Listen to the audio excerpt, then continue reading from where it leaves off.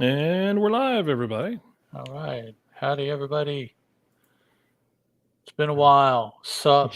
Yeah, it's been a week or two. So let me get all the tweets out and the whatnot. Yeah, both of my co-host shows kicked me to the curb for a while about the same time. I was Oh, like, did we? ooh. Oh, Yeah, Steven had a step back for a while too. I yeah. was I like, saw that he saw an dang. email that he sent about that.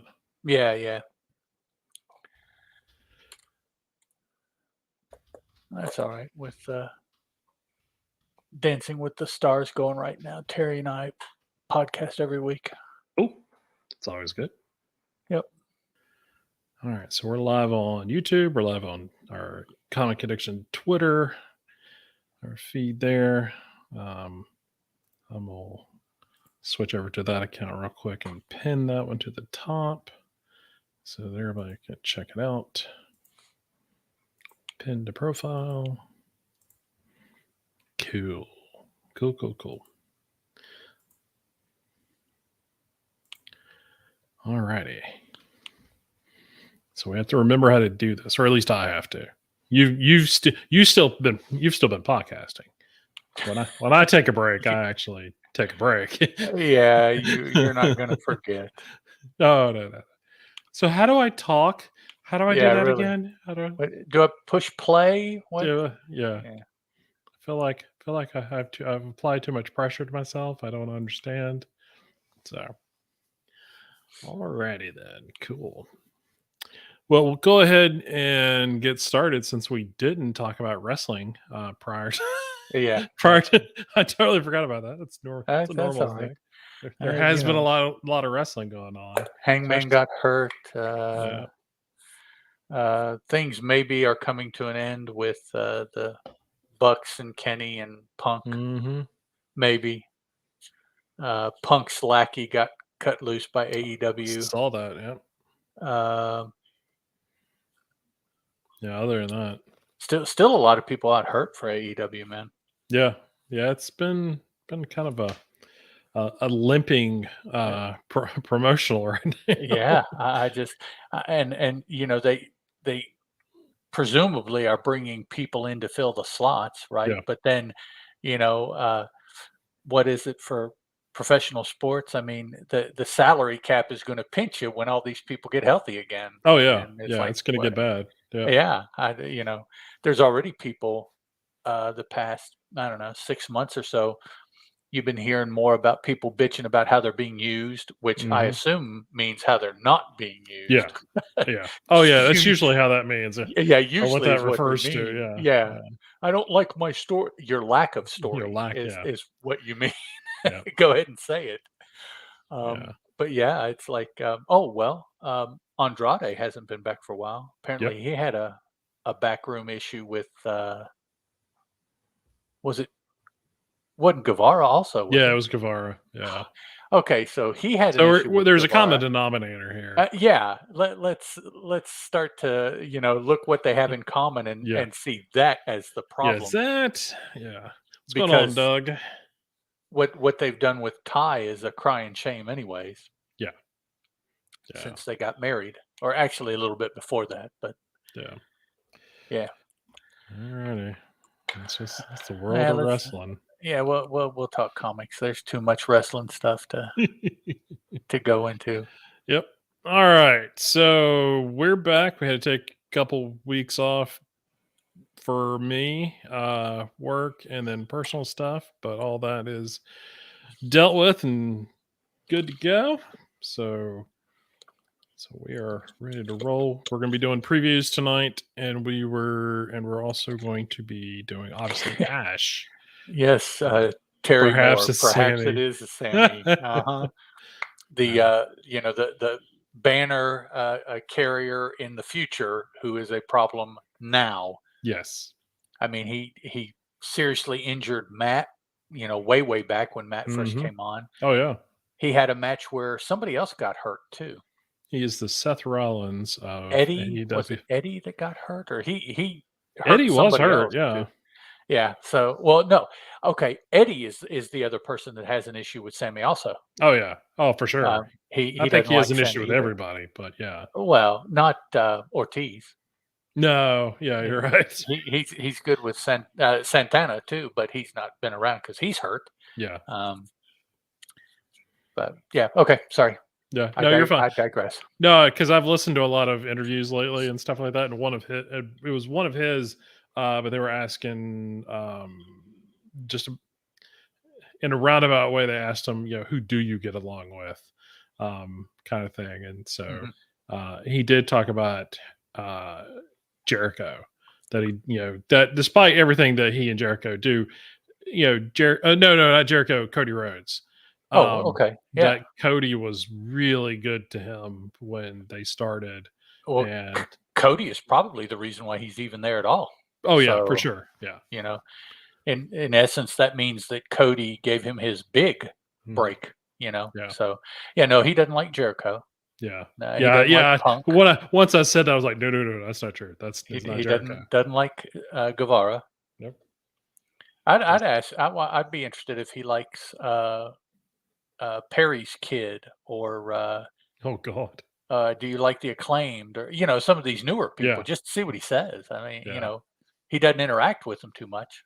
Maybe I don't that. even know if Maybe he him and, does like him because of that. Jungle Perry, I don't know if they've ever been in the same room together on camera. Probably not. Yeah, I that's you, true. you come to think of it, it's like, Completely different storylines too. yeah, Christian Yeah, Cage. Now he may have issues with Christian from before yeah, somewhere, yeah. but I've never seen the two of them in the same room at AEW either. I've never heard him say his name, to be honest. No. So, uh, all right. So let's go ahead and get things started. We're episode 151 on the other side of 150. He likes all ego. Okay, Oh, does he really? Okay. but they're buds. They're buds. I hadn't seen that. I Okay. hadn't either. All right. So, okay. In three, two, one. Everybody, welcome back to Comic Addiction. This is episode 151. This is our previews episode, but we will also be looking back at 1994's Ash number 1 through 6 from Event Comics. Event, what will be Marvel Knights in a few Yeah. years from this point. This is Joe Quesada and Jimmy Palmiotti's uh, company. So, Ev- Event being the what would it be? The noun, not the verb. I don't know. I guess it's a noun, yeah, proper noun, I because it's the guess it name of is. their Yeah. company. Yeah. Yeah, as opposed to the verb that event means nowadays. Yeah, exactly. Yeah, vent fatigue. Maybe it was a good thing they did join Marvel, so that they. Oh, maybe that's what it is. They're the cause of the event fatigue. They're the event. So, although Quesada's already gone, let's see, he's completely out of there. He's already started to do some other stuff now, doing some Batman covers and stuff for DC. And then I saw a press release from Bad Idea this week that he's Uh, got something going on with that. I think he's just providing some sketches, or I don't know what it is. yeah, I was just kind of like, man, don't do that. that's a bad idea. Yes, for sure. So, but anyway, enough of that. We'll get to all of the event stuff later on in the episode. But we want to talk about previews because as we said a second ago, we haven't done a show in 2 weeks, and so previews was getting way behind. We know some shops have already had their orders, Yeah, like you're they've supposed to already already cut have off. them in. Yeah, this week was the cutoff apparently, and so we Yep. apologize, but we're still going to give our picks. What we think folks should be checking out. So we'll go ahead and go ahead and do that. So let's go ahead and jump in. All right.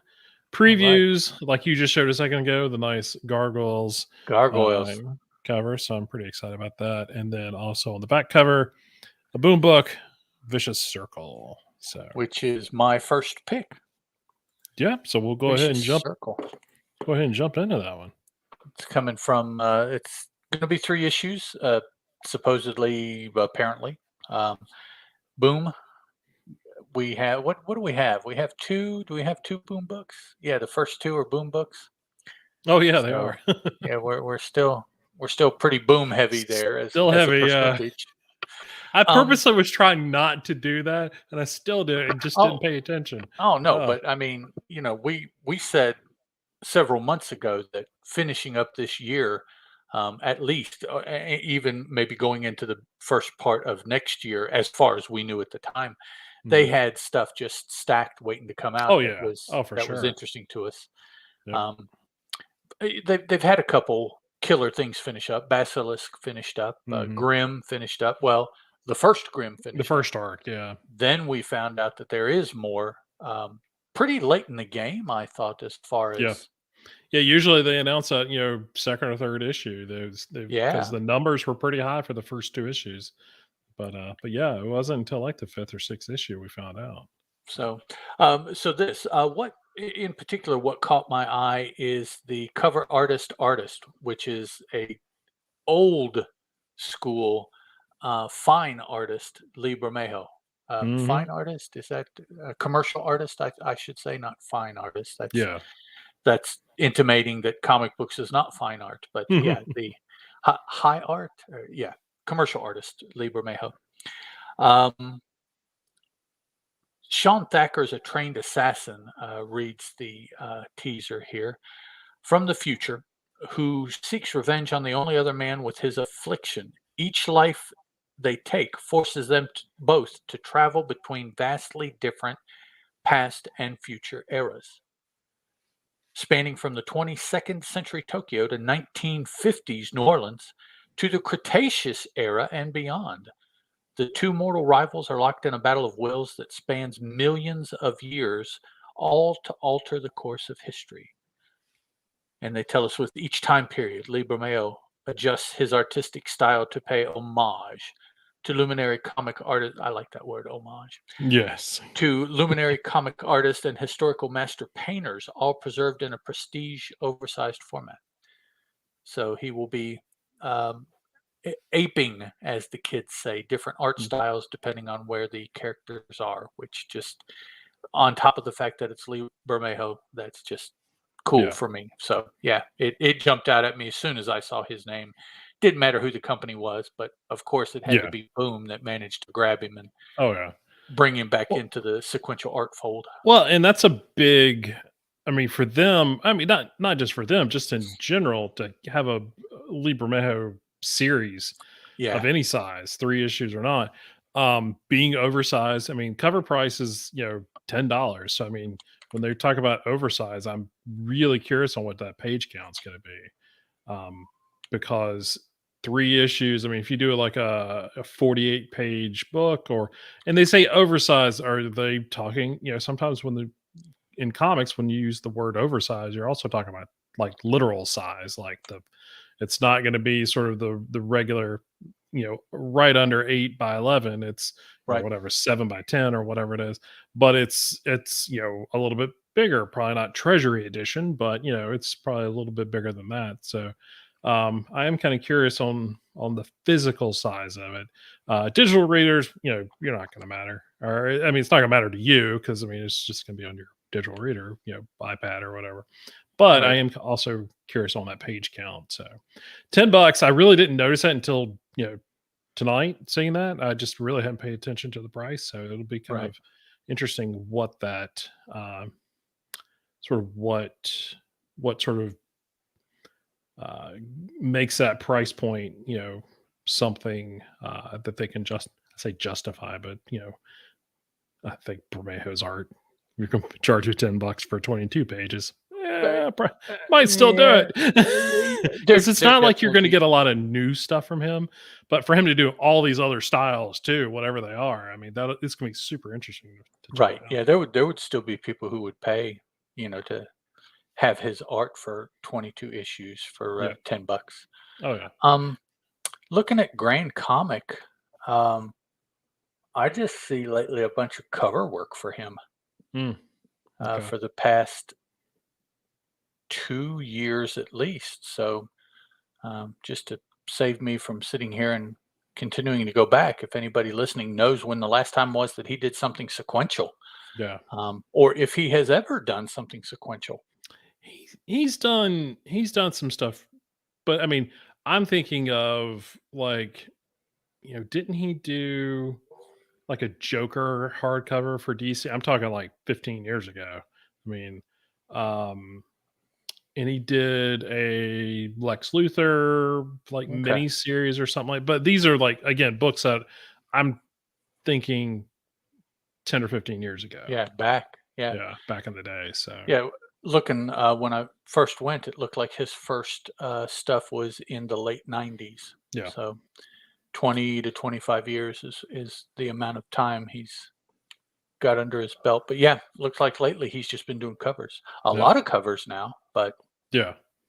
But Doug's so right. It's going to be a great book. Even uh, words or no words. Now, the concept of or this what the story is really interesting too.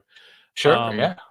the fact that whenever they kill someone, it's kind of like Leaper in a Hmm. weird sense. You just leap to some other or what was that? Oh goodness, that movie that oh gosh, I completely the name of it is it's not Leaper, but it's another movie that was sort of a time travel type movie, but it's sort of the same thing. But yeah, that concept of killing someone and you just jump randomly to some Yeah, different being time frame. thrown I mean, somewhere else. I mean that'll be And here in interesting the to check listing, out. it says that he did Batman Damned and Joker. I didn't even see Oh, that. that's So that's what I'm thinking of. I forgot about Batman. Damn. yeah, so The highly controversial. That's probably why he hasn't done anything in a while. He there's had to wait for the controversy to sort of subside a little bit. He's sure. like, okay, it's been 5 years. I can come back and do that now. Looper. There you go. Thank you, Doug. Looper was the movie that I Okay. was thinking of. So, all right. So my next book is a boom book as well. It is the second Mighty Morphin Power Rangers Teenage Mutant Ninja Turtle mini series, written by Ryan Parrott and art by Dan Mora. Dan Mora. So that sold me. I didn't need anything else. But No, these no. are, I mean, creative team alone got me in there.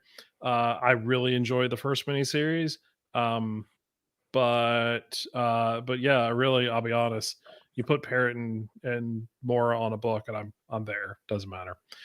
So just happens to be that I really dig you know the Turtles and the Power Rangers. So I'm good to go there. Um, this is going to be a $5 book, so it'll be sort of one of those slightly what is a dollar more than everybody else. Um, but there is going to be this was the thing down here at the bottom. It says, but that's not all. A deluxe edition will include one of 10 intermixed trading cards and Uh-oh. an exclusive print celebrating this epic crossover event. I hear So X-Force kind of numbers. and the thing is, I mean, they did that with Power Rangers 100. They did it Oh, with the did they trading had different cards. cards? So I forgot how many it was, but it was quite a few. It was like 8 or 10. So yeah, it's very X Force number one, kind of polybag thing. Yep. So yeah. Now I'm not gonna go hunting down all the trading Sure cards you and will. stuff like that. Sure you will. Or No, no, no, you're I'm gonna get all 4 of the interconnecting covers ra maybe. I mean, it'd be rather nice. than the Now, here's the all of them thing. are by Dan Mora, though, so Here's what I need though. I've seen the interlocking covers here on Previews World. I mhm. just need a poster. That's all I need. Okay, yeah, Just give me a poster. that I mean, would come work. on, Boom. Just make the deal. Make the deal with IDW and just do it. So, all right, what you got next? Oh, this is a good one. Alright, next up is the latest installment of Gru Against or Gods Against Gru, excuse me. The one of the previous ones was Gru Against the Gods or something like that, so it's kind of Oh, okay, yeah. a reversal there. Mark Evanier, Sergio Aragonis, they used to be colored by Tom Luth, but I believe he has retired, but they are lettered by Stan Sakai. I'm not sure who the new colorist is gonna be. And of course, we're told the bumbling barbarian Gru has made quite a name for himself, traveling the land, leaving a path of destruction and cheese dip. He's Mhm. either so greatly feared or favored wherever he goes. Gru's earthly reputation causes a Gru deity to arise in the heavens. While earthbound Gru hungers, his divine Gru alter ego unleashes chaos. And we have a Referto strip in here too. So, Cool. oh, here it is. Gru Frey of the Gods was the first one. And then this is Gru, or was the first one. And then Gru Play of the Gods was a second. And this is the final of the triumvirate that he's writing. Gotcha. Nice. So, And yes, it does say that's hand lettered by Stan Sakai. Nice. yep. I love that little bit, that little tidbit. That's just awesome. And Because he's not doing anything else, you know? yeah, really. But from the beginning, um, it has been that team: Evanier, Aragonis, Mm, Stan Sakai, and forever until recently, Tom Luth. yep. So And Doug is there's correct. just something about the creative team maintaining that feel for, I don't know, 40 years, Mhm. 82. Well, It's been yeah, I yeah, guess been about 40 years. yeah. His That's first book crazy. was Pacific Comics, Yep. and the early 80s would have been what it is, 82, 83, something like that. So yeah. Yeah, because I was Yes. picking up the Epic reprints or not, I don't know, Well, were no, the no, that Epic, it was an ongoing. those are ongoing, yeah, Yeah, those for were not Epic. reprints. Yeah. But Doug, you're absolutely right. Even to the extent that my paramour in the other room collects Gru, so She uh, seemed sh- excited, yeah. she in particular is looking forward to that as well. Cool. Yeah, I totally agree. I need a little more Gru in my life. I never Mm, did finish the, Gru versus, or not versus Tarzan, is that what it was? Gru Uh, versus Tarzan? I think It was a Gru Tarzan book. yeah, it was Gru Tarzan. Yeah. Yeah. I missed the last issue because nobody around me had it, and I was a little disappointed. I was like, "How Yeah, could you not get the last issue of the miniseries?" low class, low Now, I class. didn't have it on my pull list, so that was my fault, but at the same time, you're like, "If you're gonna have the 3 issues, why not have the 4th one too?" Hey, So, looking at a handy dandy list I have for other uses, the Pacific Comics Gru the Wanderer dropped October 1982. no, there you go. So his birthday is 40 years this month as we This sit month, yeah. recording. Yeah. Wow.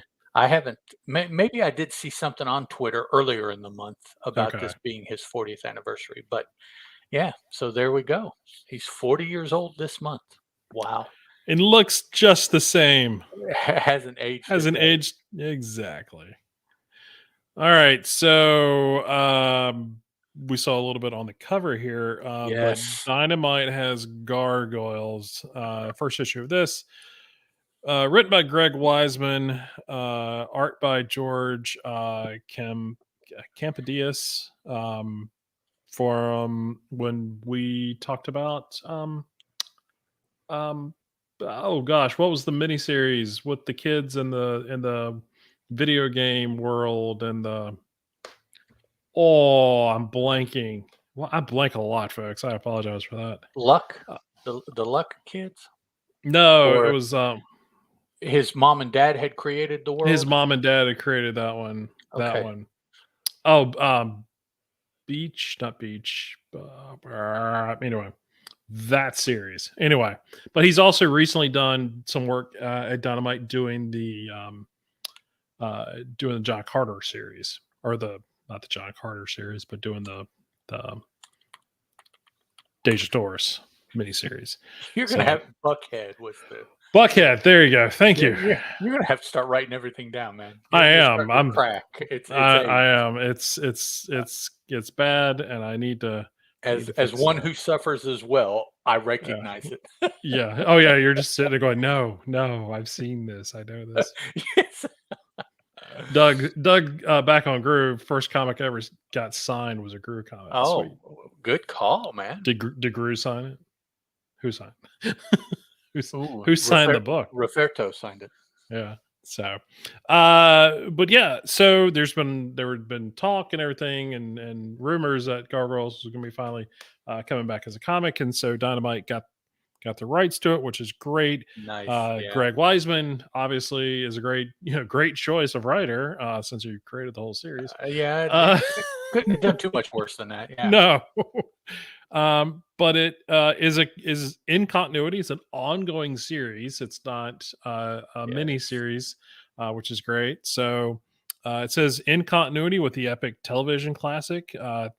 And it's just going to be picking up, I guess, where the series ended. So that's pretty cool. Good So which just stuff. means there's a lot of us that need to go back and Watch rewatch this. those, That's it. We which need to which watch in preparation. I needed a whole like reason to. I mean, I love that It was series. I awesome. mean, It was so awesome. it was I remember watching it with my kids, but I remember watching it especially with a buddy of mine in college. Like he loved gargoyles, Okay. and probably still does. But yeah, we just the whole mythos and everything was great. So yeah, so really looking forward to this series.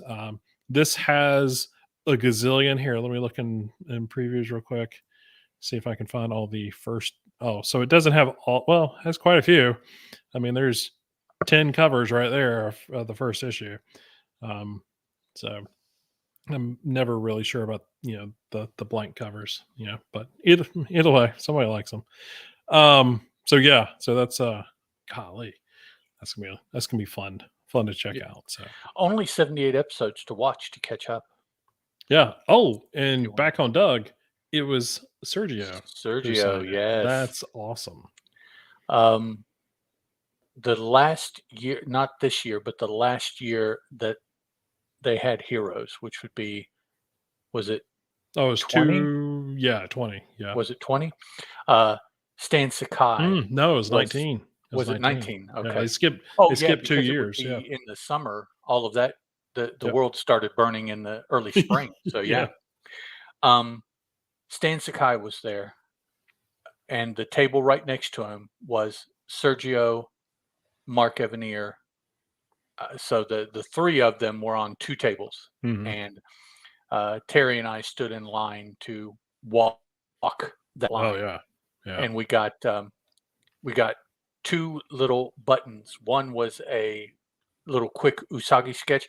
At Heroes, there's somebody that has a booth where you take a picture of a certain size and they'll make a button, Yeah. a Yeah. pin button out of it for you. So we got a little Usagi sketch from Stan, and we got a little Gru sketch from Sergio. Oh, Um, nice. and Sergio, when we asked him how much, he almost seemed insulted that we had asked to pay for this little sketch. Oh, wow, really? Yeah, yeah. I mean, he was very in in a jovial way, Right. not Yeah. like seriously, but yeah, he was put off that we asked, and we were like, "Dog, it's your time. It's Yeah, what exactly. what do you mean?" No, in his semi broken English, Yeah. but yeah, it was. We were really, um, I was really humbled by the Mhm. fact that that is how he looked at it. Yeah. That's awesome. So yeah, It's a yeah, it was pretty cool. it's a gr yeah. That was a good Heroes. That was a good Yeah. Heroes. The only Sounds like time it. that I have met Stan Sakai, well, and Sergio Aragonis too. So I Yeah. mean, and perhaps the last time. I don't know. Both of them are getting up there in age. Yeah. Um, Sergio, I think, lives in Spain. Yeah, I so coming over, yeah. Yeah, and Stan lives all the way on the West Coast, and Mhm. so yeah. So maybe the only chance that I got, and I was able to. We were able to go and take advantage of that. So that was Yeah, that's awesome. 19 was a good year. Thanks for Oh, reminding me. God, oh, because because you I didn't didn't go? 'cause I Well, didn't go. hey, yeah. You always have this excuse about kids or something. I don't know what that is, There's man. something going on at the last minute every Always, time. always. On that Yeah, weekend, it's on like, that weekend. man, like It used to right be now, what Weekend Heroes is. There is no excuse. there was Today, something that always fell on, like, my daughter's birthday birthday, weekend or or they're around. something, Yeah, yeah, it was the so weekend that you were able to do stuff because her actual birthday was during the week, yeah, or so, yeah. yeah. So it's, yeah, It I always can happens, appreciate that. man. Yeah, she's out of the damn house now, so it's a different world. Yeah. Okay. Doug, yes, it was awesome.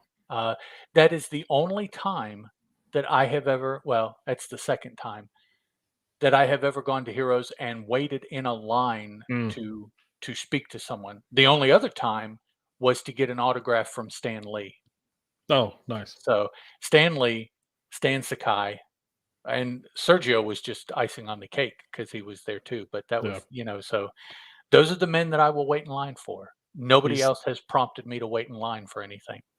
he stands his stance. So there we go. Yep. Alrighty, guys. The next thing that grabbed my attention was this book, Grit and Gears from Grit and Gears from Blood Moon Comics. There we go. Good job. And this is coming to us from Angel Fuentes and wow, I am not sure. Yeah. I don't even want to try that one because I know I won't get it right. The name is Nahuelsb. I just I can't begin to have an idea how I'm supposed to say that. Yeah. So, I'm gonna stay uh, away from it. uh, uh, sir, madam, other gendered, if that's the case, I apologize. That is the cover artist. So, yeah, I'm not even sure how to begin that one and do it justice. So, um, the wonders of steampunk technology have reached the Old West. It is 1879, and the world is about to meet Ranger One, the first self aware automaton programmed to eradicate crime in the town of Steam's Eddy. But what happened in the next few years that made the federal government ban the existence of self aware automatons? And whatever happened to the hero Ranger 1? There are whispers of a grifter automaton named Screwdriver who's saving humans and automatons alike. He's a machine wanted by the law, functional or dismantled. God, come on, man. What is there about that blurb that doesn't grab you? That's just like steampunk in the old west. Oh, okay. Oh, well, the cover alone looked pretty awesome. Yeah, So yeah, I really. was like, if the art inside is that, then that'll be a lot of fun to check out. Yep. And Blue Moon Comics. I don't believe I've noticed anything from them. So No, that's the first time I've heard them. yeah, So if they're not brand new, they're very, very new in this previews. yeah, So yeah, good stuff, man. steampunk in the old west. Well, not quite steampunk, but a little bit of technology. Oh yeah, maybe Marvel's a little higher Invincible. than steampunk. Yeah. Yeah, just a little bit. Invincible Iron Man #1. This is the Jerry Duggan one Figure new series. The Cantwell series didn't end this week. I think there's one more issue to it. But then they'll take a month off, I guess, in November. And well, no, it won't even take a month off because the next No, issue. if Yeah. this was the penultimate in October. So Yeah. So yeah, so we get a brand new series. I used to not like this. That would we get a new #1 or whatever, but the way Marvel at least has been doing with Iron Man is it's a new creative team. And so they come in, they've got a year-long story, a 2-year-long story or something like that. And then so it's basically just a longer mini series. It's a maxi series or whatever. It's fine, whatever. Um, so they roll out the new #1. You get a bunch of covers, and blah blah blah. But I'm old school Iron Man fan. I thoroughly enjoyed Cantwell's run. I wasn't a huge fan of I think it was Dan Slott that did everything that led up to the Iron Man 2.0 weird Machine Man miniseries. Wasn't a huge fan. I like some of the concepts and stuff, but there's always with these Iron Man series, there's always something that I kind of like a little bit of, so it keeps me going. Plus, Iron Man is one of my favorite characters anyway. So yeah, I'm on board with this, and we'll be checking it out. So I've not read a ton of Jerry Duggan's stuff. I've read little bits here and there, but nothing on an ongoing basis. So I'm kind of curious on how I will enjoy that once it hits the first 5 or 6 issues. So Was that you're referring to from Slot, was that the Robot Revolution? I think so. It was where he created like the metaverse or something like that. Yeah, that was Um, and there was like some AI digital. Yocosta Yeah, balked at stuff, and she was hanging with, the dude that you said. he was. Well, yeah, he was hanging out because that's where they brought his brother in, Yeah, who had been in the and hospital it or whatever. right, his mom and dad were, like, artificial constructs based Yeah, on engrams of their yeah, yeah. So it was a bit complicated, but at the same time, yeah. based off of like even like the Karen Gillan stuff before that, and so there's a lot of precedence for that kind of stuff. I mean, Iron Man's one of those characters you can go like super sci-fi if you want to. Oh, yeah. And sometimes I'm a little disappointed when writers don't do that. Still, the most my favorite run, I think Cantwell's run is really, really good. I do think it's one of my favorite ones over the last 10 or 15 years. But I still go back to Matt Fraction, and his run on the character. I don't know. It got to be a more desperate Tony Stark, and it sort of made there was a lot of weight, or a lot of the threats and everything felt very real. And so I just thoroughly have enjoyed that, and everything else I've sort of compared to it. But Cantwell's run was right up on par with it. So, but I always look forward to a new creative team coming in, and so I'll be like I said, be checking it out. And because of course in the first issue it all ends. I love that, just right there in the preview. There you go. Spoilers! Spoiler, it's all over with. We're starting over. Alright, my next pick is the Hunters Guild Red Hood from Viz LLC, which means it's a manga, Yep. and it's for teen audiences. Yuki Kawaguchi is the artist and writer. That's a cool thing about a lot of manga is that the creative is the same person for Yeah. both art and Yeah. writing. Now, backgrounds and all the intricate work, there will be a bevy of people usually working on the book that hardly ever get name checked. You don't know who they are. They're just people in that studio that he's Hmm. a part of. But all right, in a world where fairy tales are fact and humans live in fear of werewolves, witches, and monsters, only the Hunters Guild can keep the monsters at bay. Those red hooded fighters are anything but little, and only those able to pay a king's ransom can afford their service small price to pay to stay alive. And the blurb kind of caught me too. Um, Monsters, fairy tale monsters existing with humans. I'm Hmm. always kind of a stand for stuff like that. So, Cool. or no, maybe stands the wrong word. Mark, I You're a guess would be a mark. better word. There you I'm go. I'm a mark for that stuff. Yeah, I and I believe this really is the first manga that I've mentioned on the show. think so. Maybe I've read one somewhere along the way, but it's the first Yeah. one I've really pointed out for anything. So Yeah. there we go. And that's a thing I need you to do for me. I Okay. need you to give me, not now. I want you to have some time to think about it. Okay. So like tomorrow, if you want to DM me or something like that, I really want to get into some newer Newer. Okay. manga. Not I don't I don't need something that's like 20 volumes or something like Right. that. Right. But something that's in like the 4 or 5 Yeah. volumes right Five, now. six. That way you Yeah, can. something Okay. like that. I can pick up a few of them and kind of dive into. I do like, I have read some of the horror manga and stuff like that in the past, and have enjoyed most of that. But I'm kind of looking for I'm not real big on slice of life kind of stuff, but I know there's a lot of that out there.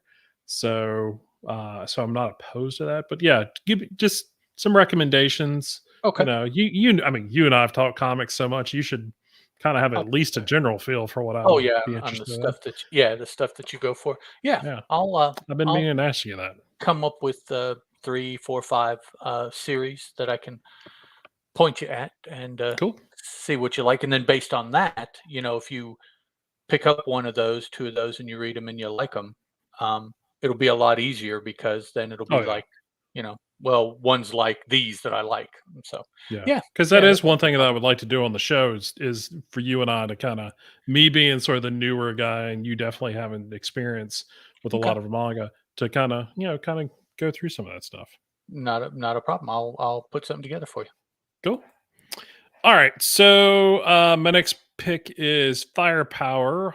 This is the hardcover, volume 1, from Robert Kirkman and Chris Samnee. This is going to collect the, Firepower Prelude graphic novel, which was if you missed out on that, it was just a big trade paperback. It's kind of how they got things started with that. And then it'll be the first 12 issues of the current series. And I forget what issue they're currently on.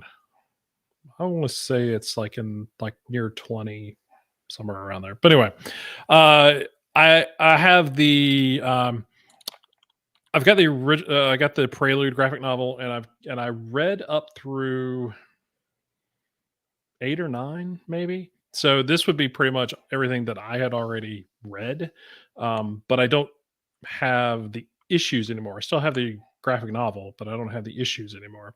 Well, no, I still have the first couple issues, regardless. But I saw this on previews, and it's a $50 book, so it might feel a little expensive, but at the same time, like I said, it's got 12 issues plus that graphic novel's probably 100 pages or so. So it's a good healthy plus it's a hardcover, so it's a good healthy amount of pages for you. I was trying to see in there if they did say how many pages, but it doesn't. But yeah, I mean you're looking at a pretty big book, so $50 isn't too bad of a price. So and Probably if you somewhere between what 250 and 300. oh yeah, it's got to be something around Yeah, that. So it's up to 24 issues or five trades. okay.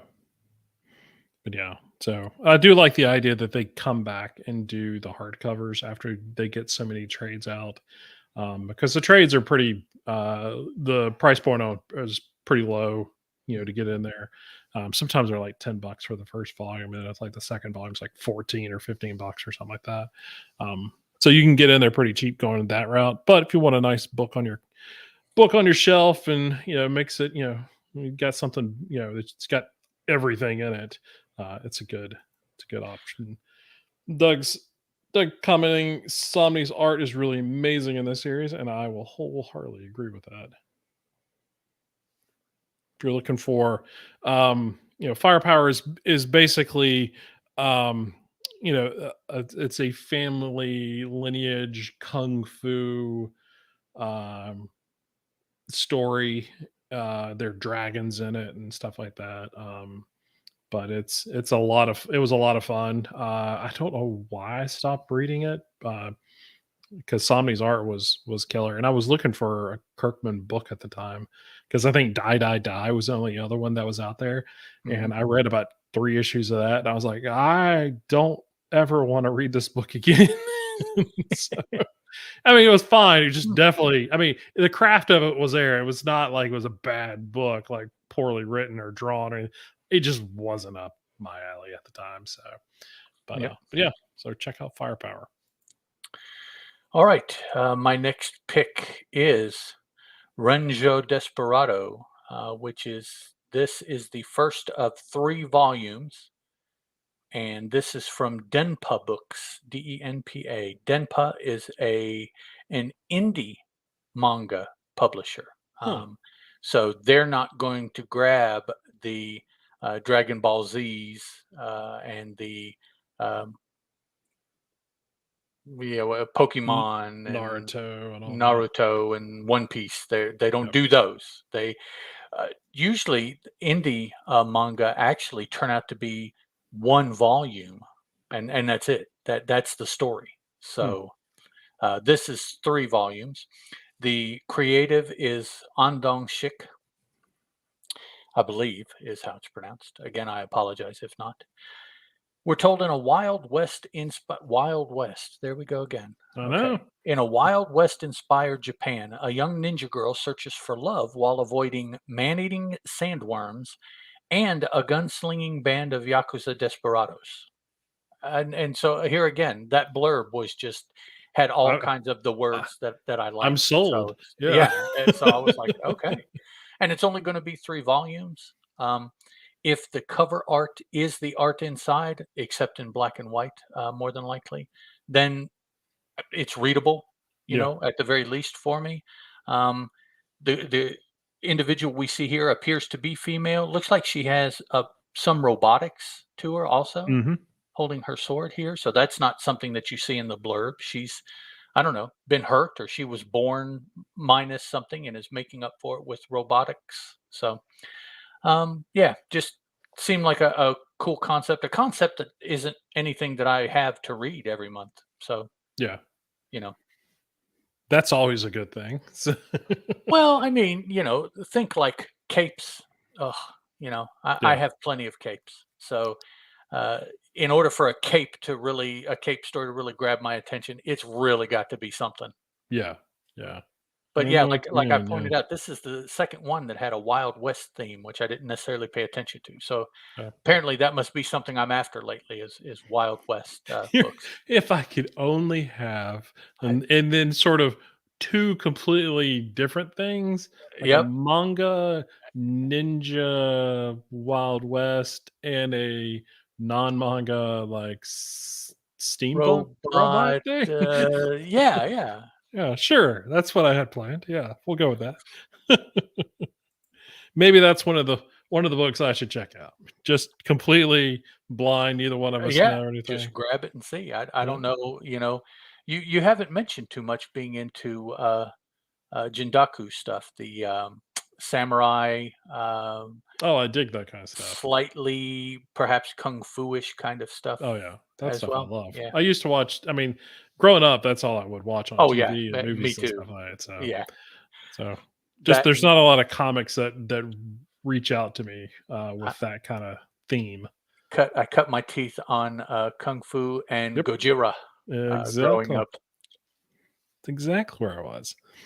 Alright, so, Marvel announced this thing called Remasterworks, where if you're a longtime comic reader, Masterworks are these super high quality reprints of classic Marvel stuff, and they usually have like 12 issues in it, maybe 14, depending on what it is. The same trade dress. They would have.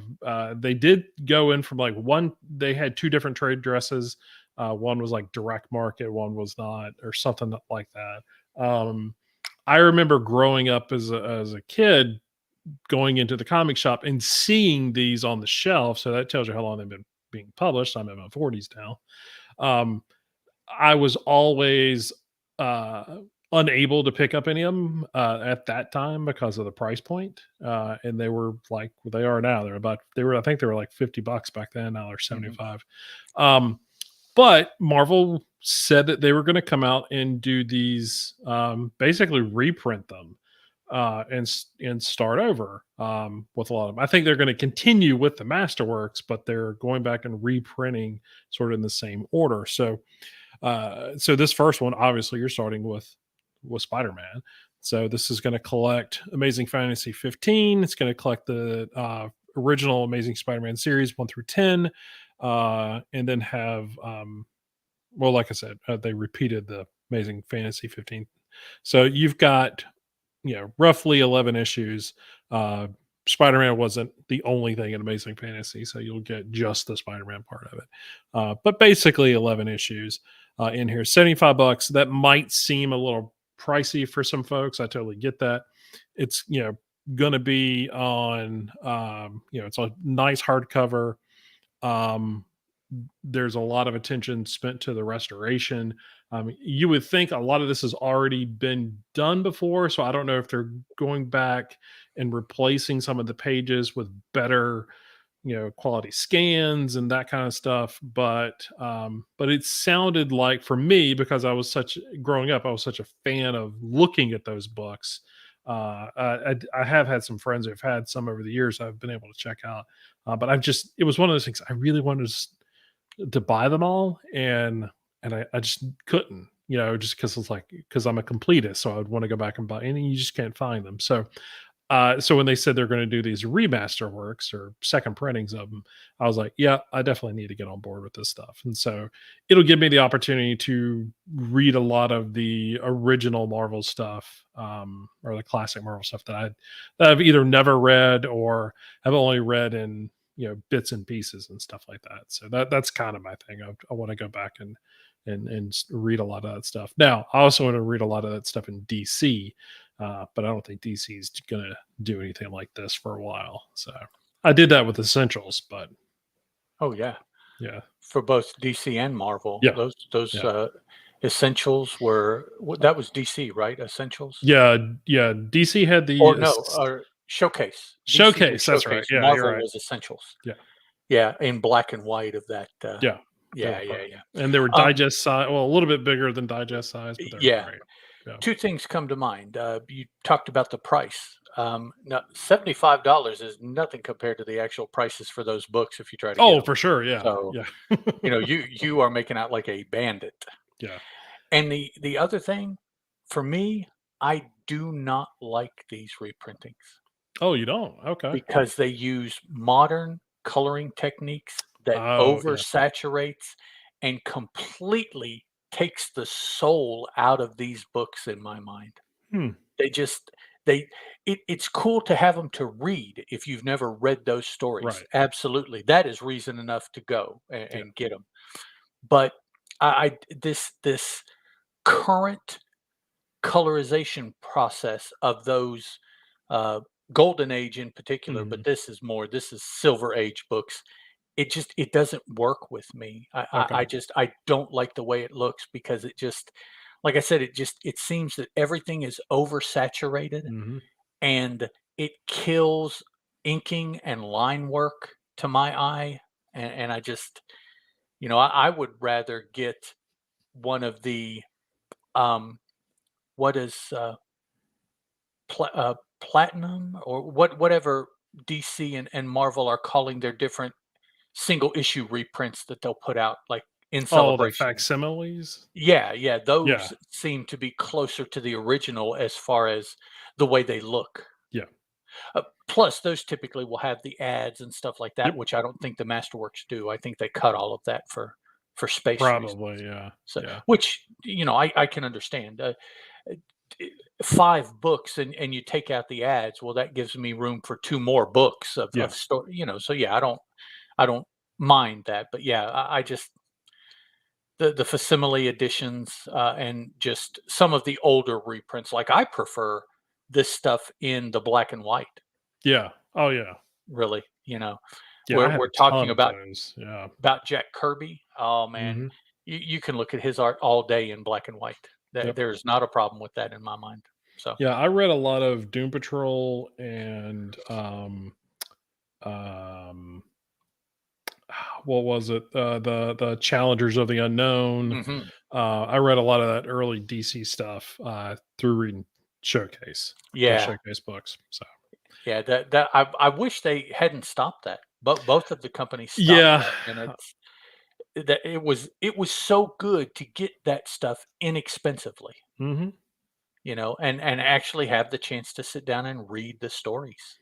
Yeah. They were a little difficult to read it sometimes because it is a condensed version of it, and Yeah, so they're having to squash, to basically reduce the size, and mhm, so some of the art gets a little muddied and stuff like that, but at the same time, it's in black and white. You're getting I mean, those books were an inch and a half thick. I mean, you were getting, you know, 20 or 25 yeah, issues for like $15. yeah, So I mean, it was an it was awesome concept. the best thing. It's better than their online apps and stuff like that. Yeah, yeah.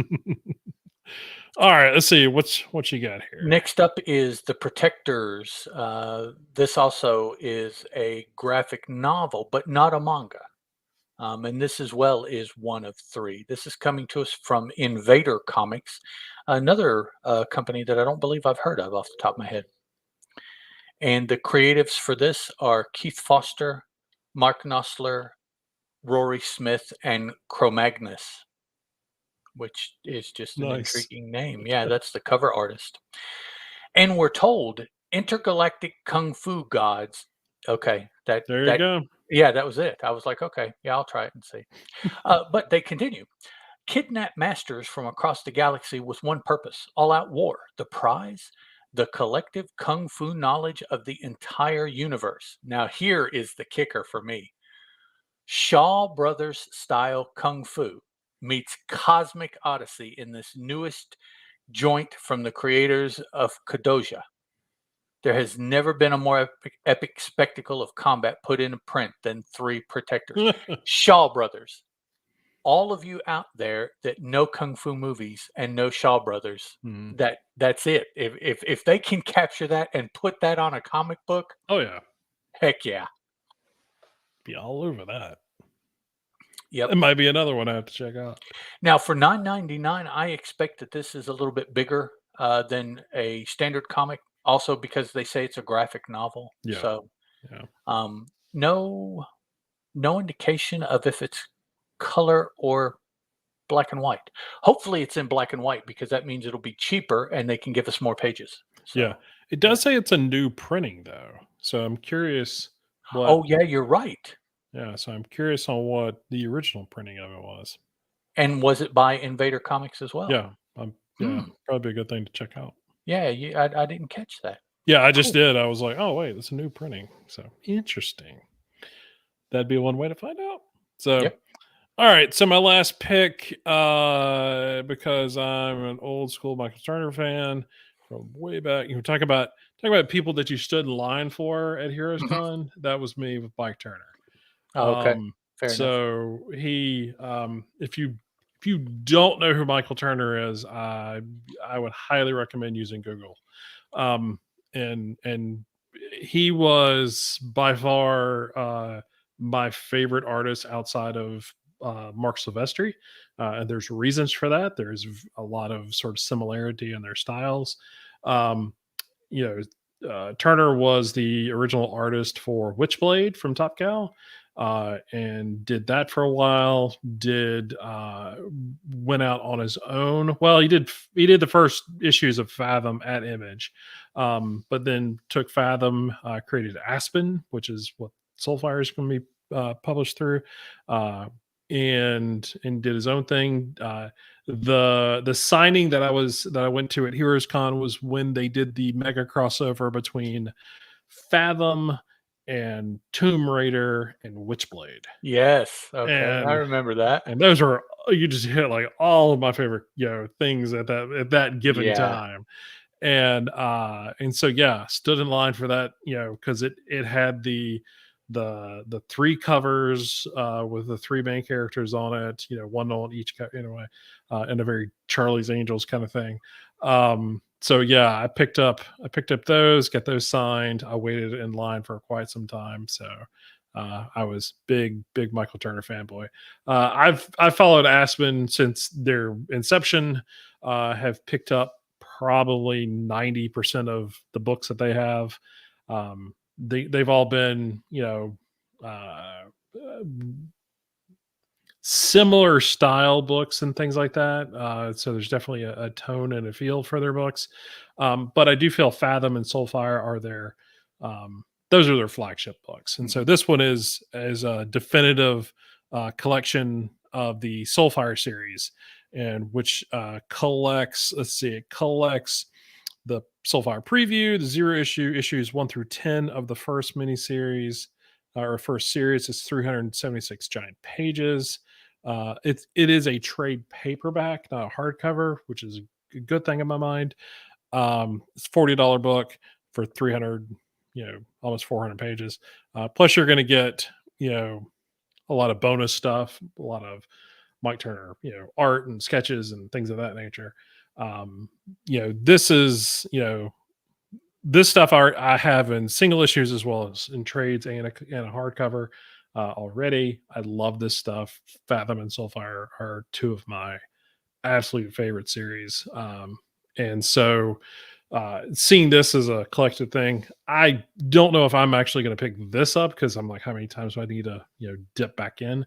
But given the opportunity, if it's sitting there at the shop when I go in, and I got a little cash to burn, I might do it as well. So Mm, so we shall see.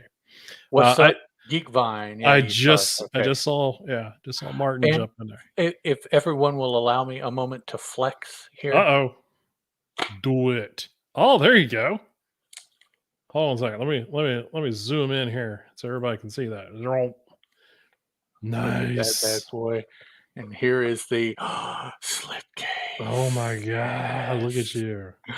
It's got the, first 12 issues of, Soulfire, the first 14 of Fathom, and the first issue of, was it Echo? Is that the Kickstarter? Yes, See, I didn't do that one. or I did Ecos. I Ecos did is the name. the Fathom one. Yeah, Um, but so I've that's got the that over there. But oh, that's yeah. so nice looking. Oh, Oh, I it is hate a kill somebody with it kind of I book, that hate myself for not buying that. it is Jeez. beautiful. And the eco stuff I don't have. That was a Jeff Loeb series that he and Mike Turner were gonna do. I think they were co-writing it. I forgot who's doing the art on it. But that's one that didn't, when Turner passed away, But that was it's one of those projects that didn't and you can happen. tell it's like here is a Oh yeah. regular book, so it's oversized, and the art on it is full bleed, so they Oh. used every bit of space that they had. It is a beautiful book. Well, and that's the thing that I now Aspen doesn't publish a lot of books anymore. They really have sort of doubled down on their current library. Mhm.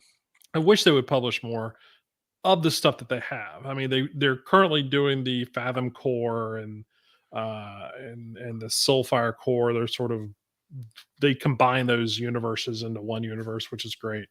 So you have a lot of characters and stuff like that that you can do. But yeah, I kind of wish that they would do a little more or do it more often, I should say, even if Mm. it's just those two miniseries or two series. Because you're right, their coloring group is amazing. Oh, man. I Yeah, mean, it is. so It is of Malibu back in the early '90s oh quality, yeah, only for oh for now. sure, yeah. It's um, Aspen's been doing a lot with that character that is the secretary assassin. Oh, the executive assassins, Yeah, yeah, that whole Iris there's like and all 8 or them. 10 of them, yeah, Well, so that seems for a while, that's where they were focusing, not so much on yeah, Soulfire or Aspen, yeah, or and not Aspen, David yeah, David Wool, I think, was writing that, or I think that's who it was. Maybe it David was, Wohl yeah, of Witchblade fame? yeah, same guy. Oh, hey, yeah. So see, Yeah, old information lies well in here. You can it's reference those names like that. yeah, Ask me it's in somebody there. that did something in the last 2 or 3 years, not so I don't much. know. Oh, Yeah, they did something? yeah. Yeah, it's So Looper, I'll remember that from now on. But other than that, those kind of things, I can.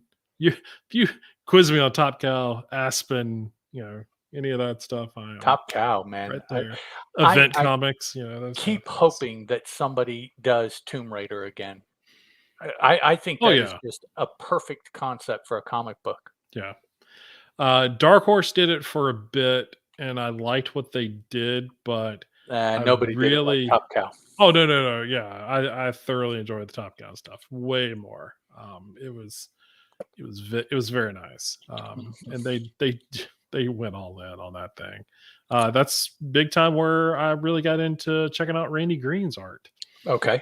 Yep. So a long time ago. So, all right. So that was previews. Hopefully, you've had an opportunity to go through your own previews catalog since it's the 20th of the month. Since yeah, it's So we will do a little better next month in November, to get this thing out a little earlier for you folks. But yeah, we do have fun going through previews and checking out different stuff like that. I picked way more graphic novels and hardcovers and stuff like that than I normally do, which is new for me. But I don't know. There was just something that was sort of reaching out, like these are yep. things that people need to be checking out. And It's collected editions are It's what starting to grabs be you. my thing. Yeah, Nothing yeah. wrong with that. I enjoy it. I still enjoy the flappies, but Oh, don't call them floppies. that's why I said it that Don't call them floppies. way. All right, so that's it for previews. Let's jump into our other thing, Our main event. our main event, if you will. An hour into the show. Yep. So this is Ash. This is the first 6 issues of Ash from Event Comics. Creative team. Let me pull this up or pull my issue out real quick. For the most part, and I'll just read the creative team from the first issue. For the most part, this is the same creative team throughout the whole miniseries, but there are a couple of changes and stuff like that. But Joe Quesada and Jimmy Palmiotti, obviously, they're both doing stories. Quesada's doing pencils, Palmiotti's doing inks. Um, Colors is Ruben Rude with Digital Chameleon. There's a throwback name. Ooh, I don't yeah. even know where Digital Chameleon is anymore. Chris Eliopoulos doing the letters. A old name that is gone. He's done wonders in the comic industry. Logo and graphic design is Simon Fritsch. um Technical advisor, which I don't know what the technical advisor, maybe it was designer, maybe is that what the reference. Anyway, Maybe. Yeah. Wally McCormick. Marketing and promotions is Kim Howard Johnson. Howard's in quotes because it's Johnson. Or do Howard Johnsons even exist anymore? Is that I don't. hotels? Okay. Uh, Hojo. Yeah. I don't think they So exist so I anymore. just referenced a hotel change that maybe anyone under the age of 30 might not understand what I just said. So, but Howard Johnson's used to be a string of somewhat decent hotels. La Not Quinta's kind of not just a hotel though. They were always right off the highway. They were true. always right next to it, so you didn't have to go searching. Yep. It was an easy place to get off. They had a restaurant. They had Yep. gas pumps. They had trucker supplies. Yep. They had a motel.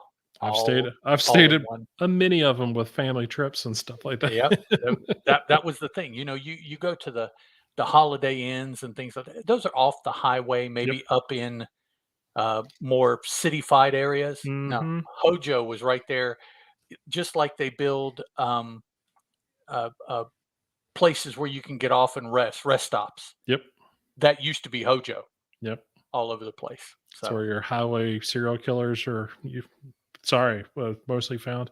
that's where they used to say the Corinthian, I think, stayed in one Is back the Cor in is that in where the Sandman. Yeah, I Corinthians. think I think he used Hojo. Yeah. Oh, that would be hilarious if that was true. Make total sense. Yeah, it would. Oh, jeez. But yeah, so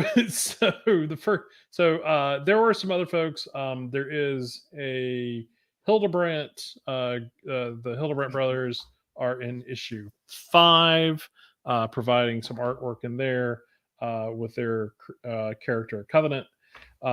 So you do get a little bit of that, and like I said, I think some of the names as far as like coloring and stuff like that and lettering may change, maybe for an issue. Amanda Connor does a couple pages of art in there too. So but from the most part, this was the creative team. So do you want to read off a little bit of the file that we have on this? Yeah, let me talk about Event Comics first a little bit, Okay, sure. their publications. Ash wasn't the only thing that they had, but, he was their flagship. Well, at first, he was their flagship Yeah, character. yeah, After Event went under, another of their characters gained more notoriety after the fact than yeah. Ash did during the fact. Oh, for sure. So, but the Ash books, let's see, we had there was his first appearance was in 22 Brides, Mhm. which was a female assassin Mhm. story. Yeah. He appeared in 2 issues of the second volume of Cyberforce. Right, the first volume was a mini, Yeah, the first yeah, and then the first was second 4 was an issues, yeah. ongoing. Yeah. Mhm. He crossed over with Azrael in 1997, Now, this series that we're looking at is his first actual named series. It was 6 issues and then a 0 issue because, they kinda jumped in full force and forgot really to Yeah, tell us much of an origin and then yeah. realized that, and they're like, "Oh, wait," Holy so crap! yeah. Need to explain this. Um, he came out with a 2nd series after this, The Fire Within, which was 2 issues. It was supposed to be 3, but, you Mhm. know, even back then, there were, supply chain issues. Yes. There was Ash, Cinder, and Smoke, which was 6 issues. There was a 2-issue Ash, Fire, and Crossfire, which was released right before Event Comics went under, and Mhm. I'll speak on that here in a minute. And then, Wizard Comics, that these guys, like most anybody that was hip in the early to middle '90s, were big on Wizard. Actually, I think, uh, Seamus, the publisher of Wizard, was good friends or is still good friends with, Joe Quesada. I Yeah, believe they that were makes well, I yeah, I believe don't they know were for big sure, friends. but that makes sense, yeah. Garib Seamus. Yep. Wizard put out a mini comic. They put out a half issue, which you will see listed as either half or, 0, but not this 0. This is a different 0. Yeah. So not to be confusing there.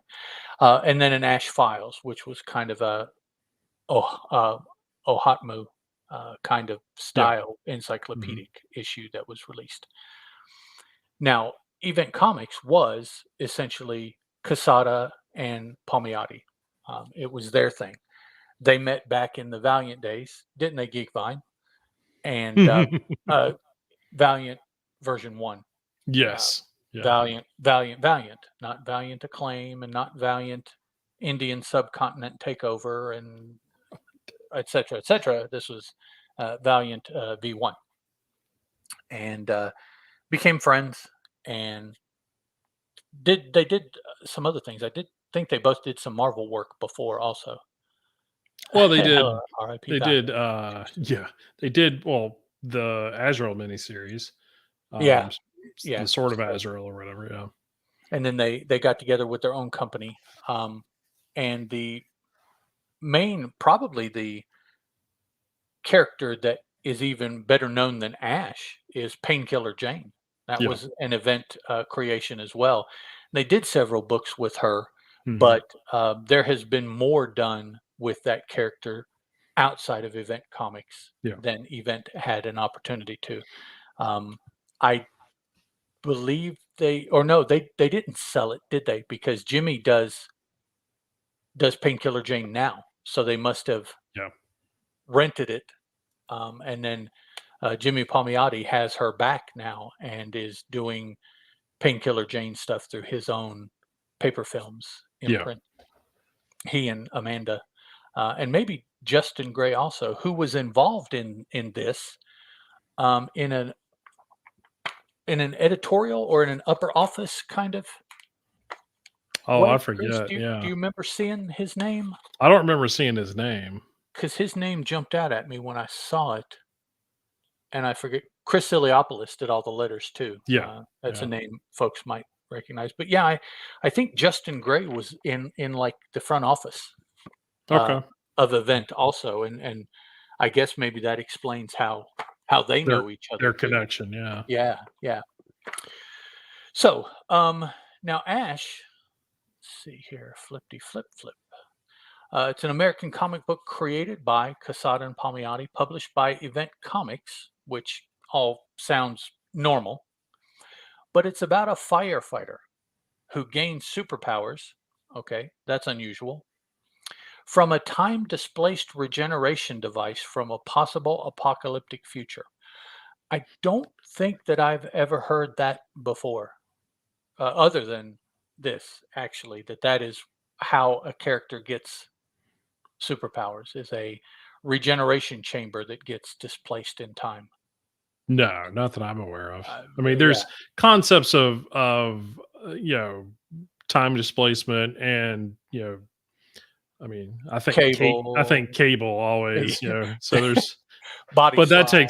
you Yeah. know, takes place after all this, so I wonder. Yeah. So, yeah.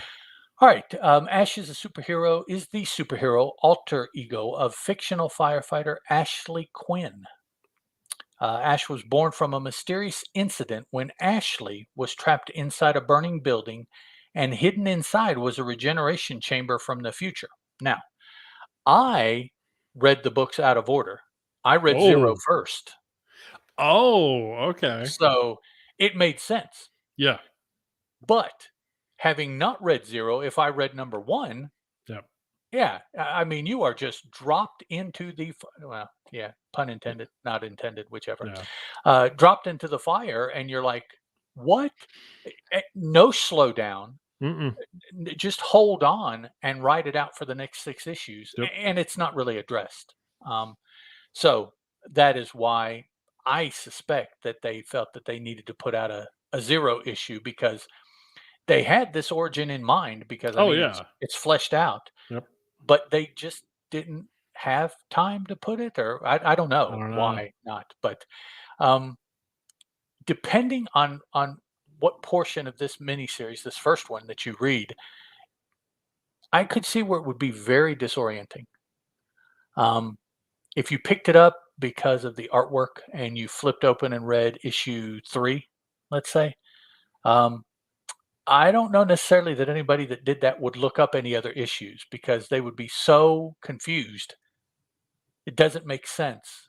I'll Mhm. just put it down and I'll read other things.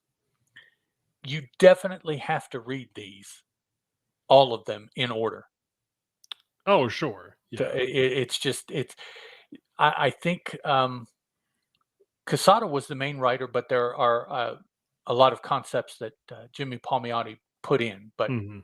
mainly Casada is the writer. The concept I think was put together by both. Yeah.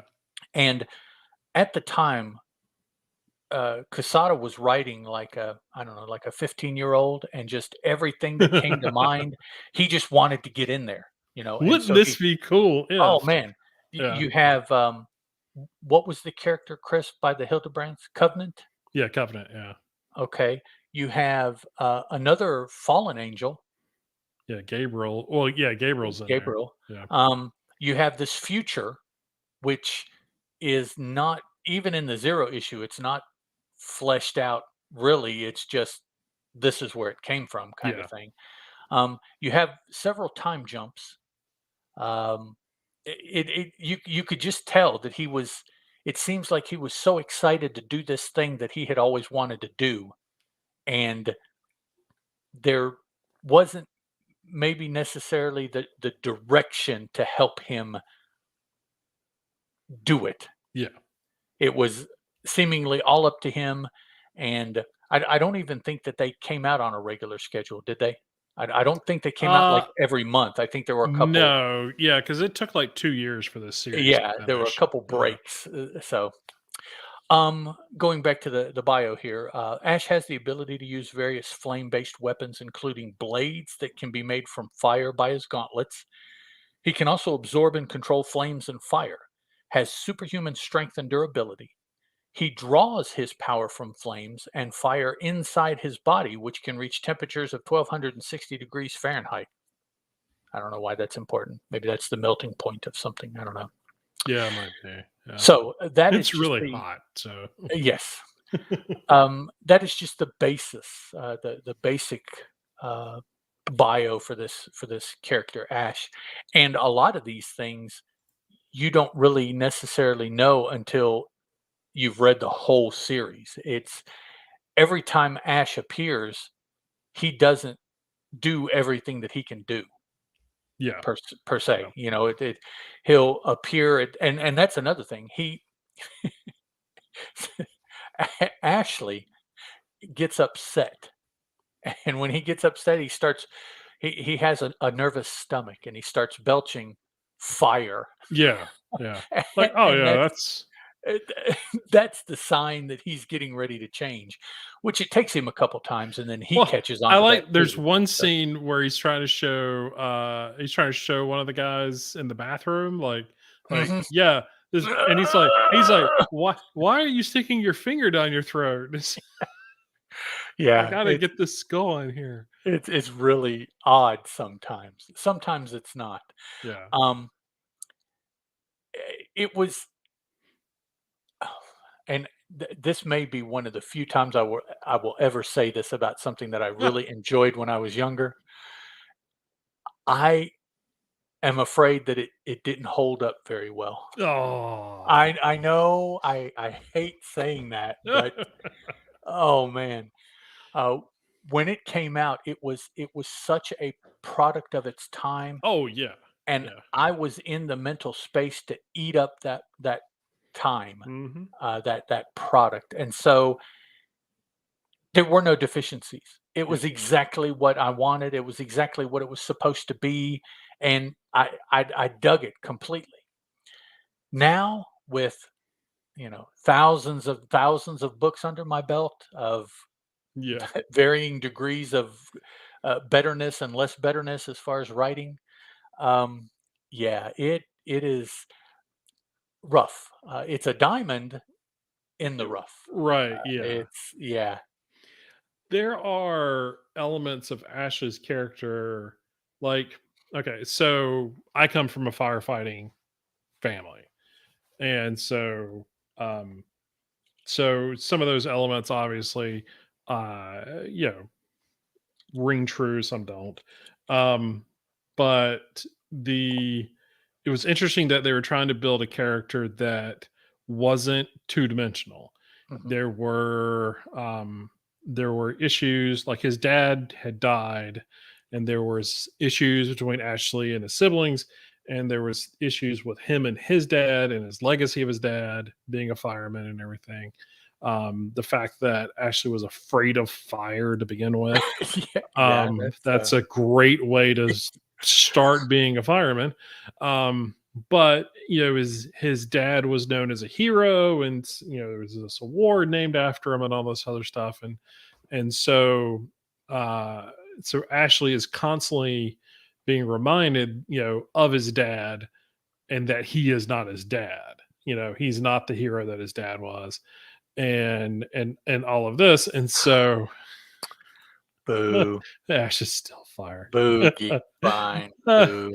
but so they were trying to develop a three-dimensional character that had backstory and had some weight to his actions and reasoning and all of that. And and th- and then you then you he goes through his transformation where he dies and comes back, and now he's Ash now. And I feel like sort of that they kept coming back and tried to remind you, oh, this is who Ashley Quinn is. Mhm, Yeah, it's great, but there's only mentions of it, and it doesn't seem to be a lot of like story building around it. mhm, It's like you said, there's so much that they want to do, and they know I've got 6 issues to do this in. So we're just going to cram as much of it in there. And it's sort of, I look at it kind of like, TV shows with a first season.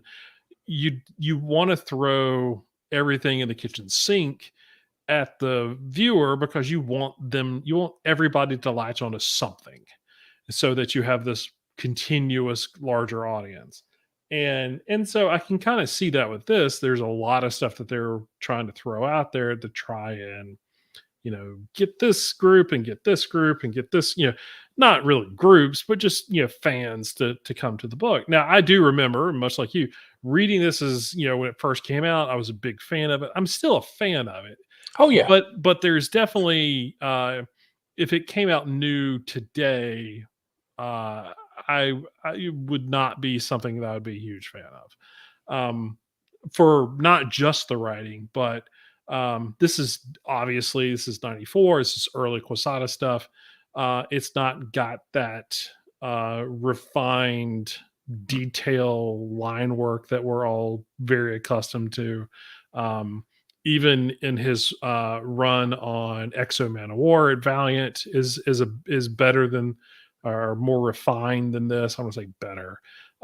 This is he's still got some really good pages in this, and then there's some stuff in here that's like I'm not entirely sure what is going on the page. Hmm. So and it's more panel layouts and stuff like that. That's a little confusing.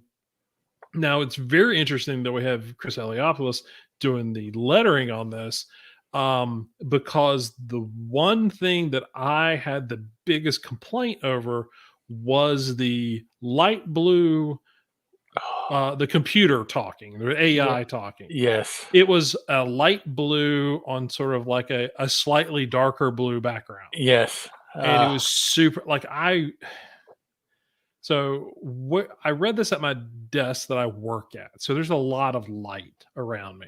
I still couldn't read it. I had to like pull my lamp Right. over to my comic so I could sort of like hold it a certain way so I could read it. Some of the stuff was clear enough that I didn't need to do that, but some stuff I was like, I have no idea what this AI is saying because it is so unreadable because of that. So again, it's 94. A lot of these guys who are very good at their craft now, who are masters at their craft now, were still pretty new at it at Yeah, this yeah, point. they're just So starting or just after just starting, I mean, yeah, so yeah. so a lot of that sort of you attribute to that. So yeah, does it hold up? And those elements, no. Um, they definitely would do better now. And even um some lesser experienced guys that I've seen their work now do a better job of that. Yeah. And so, but it's because you have examples of where it's not good when you do that. So, Yeah, it's, in retrospect kind of stuff, you yeah. learned, everybody learned from everybody else's mistakes and whatever, so yeah. Now, an art choice that I really did like. Now, I do enjoy the art throughout the issue, all the issues. But when they brought in the Hildebrandt brothers to do Covenant, like at this point, the Hildebrandts are a very widely known art duo, and I mean, they did. Oh gosh, their fantasy art is Good. at that time was widely known. So to Yep. have them come on and to do not just a issue or a cover, they did sort of the split art thing where Quesada did art pages, did pencil work and everything like that and coloring, and his is straight up pencils and inks and digital coloring, and the Hildebrandts came back and did their painted art, in the Yeah. panels to show Covenant. And so the rest of it is Quesada's art, backgrounds and buildings and all the other people and everything. But Covenant is done by the Hildebrands in paint, paintbrush. So it is okay. Hold on, you got it. Let's see here. Yeah, I mean, and so there's Yes, a see, there's Casada down here at the bottom, yeah, and then there's the Hildebrandt brothers with Covenant there, yeah, and there's not just those kind of like posing scenes. and There's here's like super here's the yeah, and he cover. does the cover art, but there's like even a couple panels of like action where their art is intertwined with one another, and so where he's like stabbing Ash with the sword and everything. Yeah, So that's I mean okay. that's some next level stuff going on there. Yeah, And so, especially at the time that it was yeah, being done definitely at. at the time. So, so that was really, I remember seeing it when it first came out, going, "Oh, that's so cool," and not really comprehending even though they What have a breakdown in the back of the issue of how they did it, it didn't really resonate with me. it All of these years later, yeah, yes, it resonates a whole lot with me now. you're a kid, And man, you didn't care, it oh just yeah, looked I didn't cool. care at all. That's what mattered. And even being an art guy, like I was back then, it was me being very paying close attention to just artist styles and stuff like that. Not, oh my gosh, how did they technically put this thing together? Mhm. Now, yeah, for sure. I mean, having seen, Image United and sort of the process that those guys went through to do what they did, it looks amazing. But the fact that they did, this kind, pencils and inks with painting, that's, I mean, that's incredible to see. So, Yep. and they were very excited. I mean, the issue before this, they make a big deal about the Hillbrands coming in, and this, in the actual issue, which is what, issue 5 or something like that. Yeah, issue 5. They make a big deal of it there, so they definitely show their appreciation for what they did coming on board with this. So, so those elements and stuff like that make this as um make it a miniseries that still holds, a lot of favor with me and everything because of those, things like that. As a whole, the story and everything's kind of all over the place, like said before. If you didn't read the Zero issue prior to coming into it, because it didn't get published first, it was, and so their characters, like the actor and Adam, that are one of those things in the 90s that writers love to do was introduce these shadowy figures, Hmm. and guys in glasses, the big wraparound glasses. Like, they loved doing that back in the 90s. It was a cool thing. And so there's little to no explanation of who these characters are, but you can tell by other characters reacting to them, sort of the scenery around them, that these guys are big deals.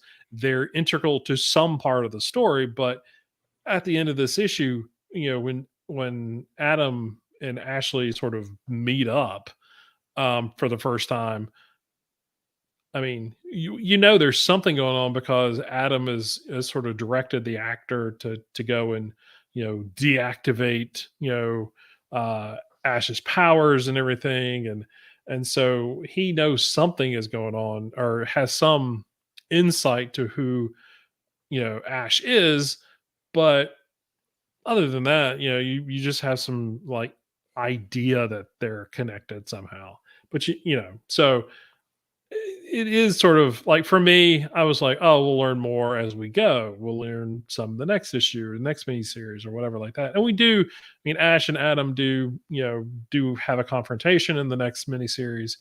But yeah, having that Zero issue, um, even though it's post-apocalyptic and it's in the future and all this other stuff, the reasoning for why the regeneration device is back there, and why the actor does certain things, because there's panels and pages from the miniseries that are in there and kind of show you why things are the way. It's kind of that Ocean's 11 ending, where after everything happens, they kind of step back and show you all of the pieces and how it Yeah. played. How it happened, and Yeah, yeah. so it's that kind of thing, which is, I like. It's neat. As long as you don't overuse it, I'm okay with it.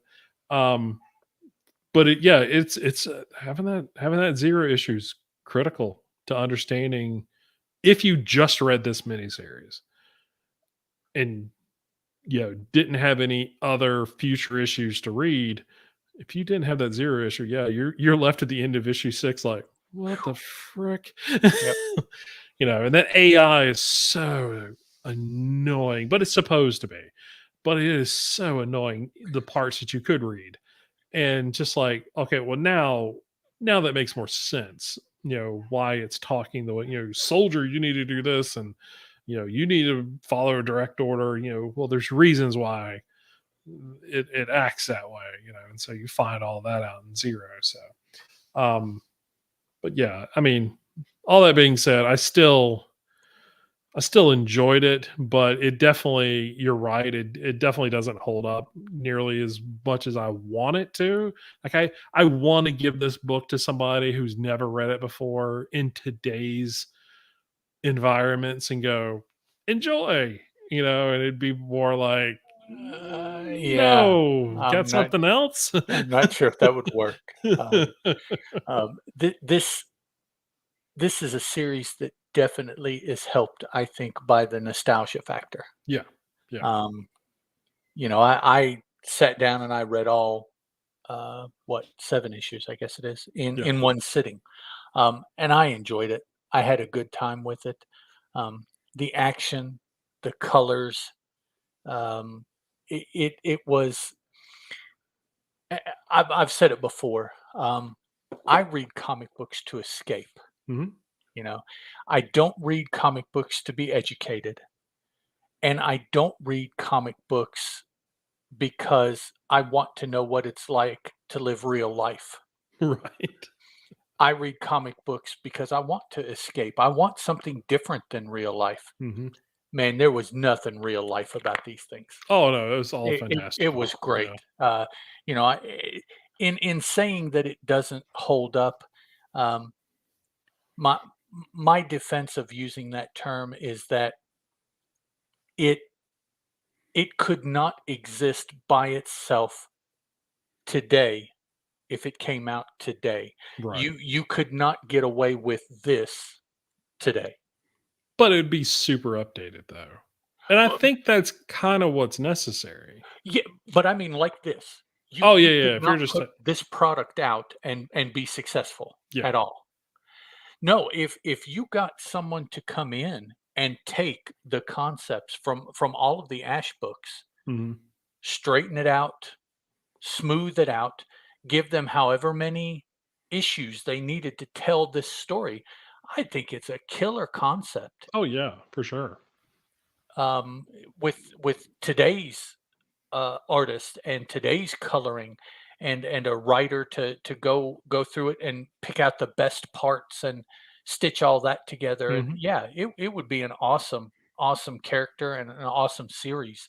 um Animated, I think this is Oh, you can perfect go for an to town animated on that, series. yeah.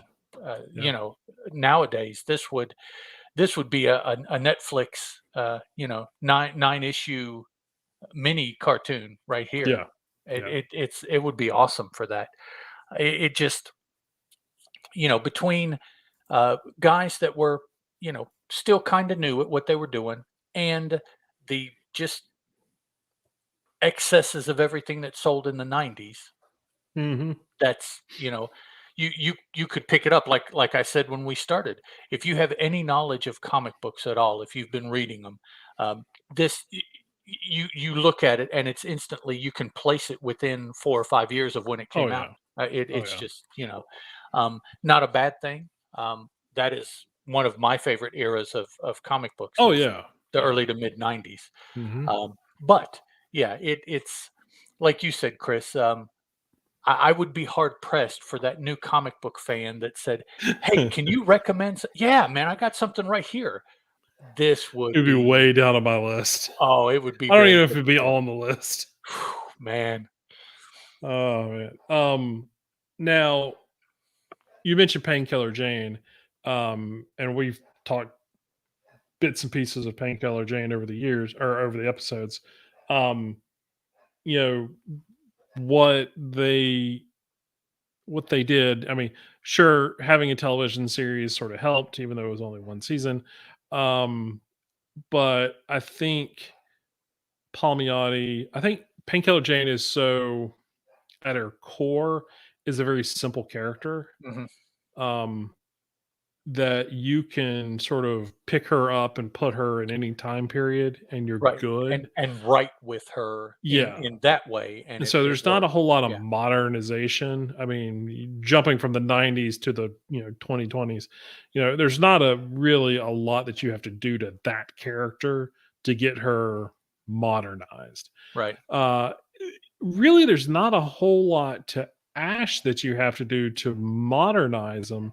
It's more maybe updating the look a little bit. You could still get away with a post-apocalyptic Oh, yeah. regeneration device, that kind of stuff because you're going hard sci-fi, Mm, with that. And so that's, yeah, you could do stuff with that. Now we did reach out to Palmiotti to ask, hey, is there something going on with Ash because he is doing stuff with Painkiller Jane at Paper Films. He's done a number of Kickstarters and stuff with her. But you know, was there any plans or is there any plans for Ash to come back in comics or whatever. And he was nice enough to get back with us pretty quick about it. And he said, he's got no plans comic book wise to do anything with, but Paramount has the rights to the character. So so Paramount in its vast, library of characters and stuff like that. Ash is sitting there ready to go as a IP that could be a mini series, a live action mini series, an animated series. I think the animation would be great. I think that's do it of do it in a manga esque kind of thing, just to kind of be uh a bit different from what it originated from, but at the same time give it a new spin, that might attract a younger audience to it. Will they run out and go buy the back issues? Probably not. Um, but I don't know. You know, my son, who's in his 20s, still buys weird things that he watches on TV and goes out and buys the comics or the trades. He's that oddball that we all go, oh, this is what the publishers are trying to get us to do. When they do these kind of things, and we all go, no one's going to do that. And every once in a while, there is a small percentage that does it. He just happened to fit in there. So could Paramount do something with Ash and get some folks looking for or wanting, another Ash series or something like that? I don't know, but I do think a lot of those event characters like Painkiller Jane and Ash and 22 Brides and stuff like that, that you could, Fluffy, who was it? Fluffy Kid Death, and I forgot. Anyway, but you could build a small little connected television series Mhm. that had all of these characters, because we get in this miniseries we get some 22 brides in there. They're the cause of Gabriel showing up, who is the avenging angel, and so he becomes a part of it. So they're key to that. Painkiller Jane's origins are tied into 22 Brides, so there's that connection. So could be kind of easy. You could do another series or something like that. I am kind of surprised that in a Painkiller Jane setting, I mean, when Palmiotti and Cosado were did the couple of Painkiller Jane miniseries in, I guess it was Icon, that Marvel's creator Mhm. owned thing was, Right. that they did do a 22 Brides Painkiller Jane miniseries, but no Ash was shown up there. Um, so it would be interesting to see, you know, him sort of show up in the background at a coffee shop, or just something, just Well, he sort of could like, he could be somebody's one of the 22 bride's boyfriends, oh or yeah, yeah, a hookup one night somewhere or something, and introduce him that way. You yep. know. There's all kinds of ways. So yeah, I would be interested in it. Um, so as far as the other miniseries and stuff like that, did you have you read any of them? I forget if I've asked you that or not. Not in a while, and I don't think that I've read all of them. Okay, and I haven't read them in a very long time, even though I've got them sitting here with my other stuff. Right. I still don't want to go, because there's like another 10 issues or so to read there. Um, so I hadn't done that, uh, but having this conversation and everything definitely makes me, since it's now sitting here on the desk, it's going to get read here Yeah. in the near future. Why I not? even Yeah. I even pulled out the 22 Bride stuff, just in case. So yeah, I'll definitely be rereading that here in the near future. Um, but yeah, I mean that's all I got with Ash. I mean, like I said, it's an enjoyable book. Doesn't hold up as well, but for us being big fans of the 90s and stuff Oh like yeah. that, it definitely hit a sweet spot, going back and rereading it. So Several rabbit holes were encountered in reading about and reading the book, and so yeah, it was a lot of fun to just that whole mid '90s made me think about some of the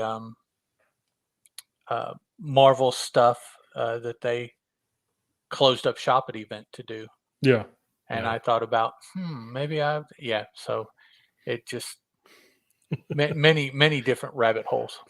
Well, yeah, and I mean, if you're not familiar with event comics and sort of that, but to you know, you know, to know who Quesada and Palmiotti are in sort of Marvel's history, I mean, that's a big deal. They were, hmm Quesada was editor in chief of Marvel for quite some time. I But mean, he was one of the longer because running, though, but because because of this, of where yeah. you're going, yeah, Yeah, yeah. but they got hired by Marvel to come in and were given a set of characters that they uh street level characters to do something with, and that's how Marvel Knights was built. You got Daredevil and Black Panther and Punisher.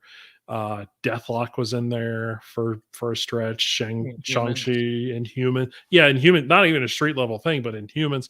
But you take the Inhumans, I mean, that's Paul Jenkins and Jay Lee doing that.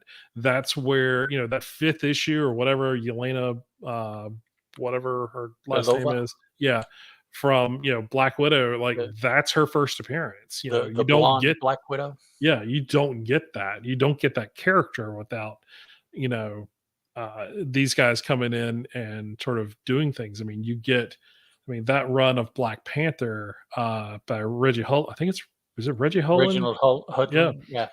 that's an amazing, run on that. It's seminal Black Panther at this point. Yeah. I It's yeah. mean, and there are people now who are going back and going, "Oh my god, I've never read this kind of stuff." Due to the movies, going back and reading it. It's great stuff, but that's where it started. It started with Quesada and Palmiani putting together a team of writers and artists to do these characters and to relaunch these books. I mean, you had Quesada and Palmiani working with Kevin Smith to do Daredevil.